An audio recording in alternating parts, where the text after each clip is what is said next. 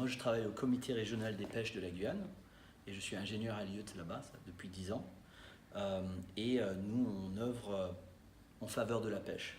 Une des choses qu'on sait de la Guyane, c'est qu'on a beaucoup d'animaux spéciaux, des tortues, des cétacés, des requins, des raies montards, on a beaucoup d'animaux et on a une pêche qui se passe en même temps. Donc, du coup, on a des interactions.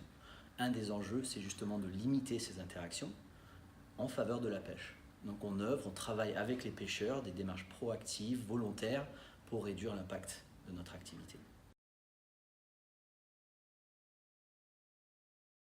Avant que je sois au comité des pêches, les pêcheurs ont quand même mis en place des mesures qui permettent justement de réduire l'impact de l'activité. Par exemple, les crevettiers, les chalutiers n'ont pas le droit de chaluter dans les moins de 30 mètres, ce qui correspond approximativement à 12 000 nautiques de la bande côtière. On estime qu'en Guyane, dans cette zone-là, c'est les frayères, les nurseries pour toutes les espèces. Donc il ne faut pas chaluter là-dedans. Peut-être les voisins, ils chalutent dedans, mais nous, on ne chalute pas. D'autres mesures techniques, par exemple la mise en place du TED et du TTED. Donc, le TED, c'est une grille qu'on met dans les chaluts qui permettent de faire évacuer les tortues, les requins et les raies, par exemple.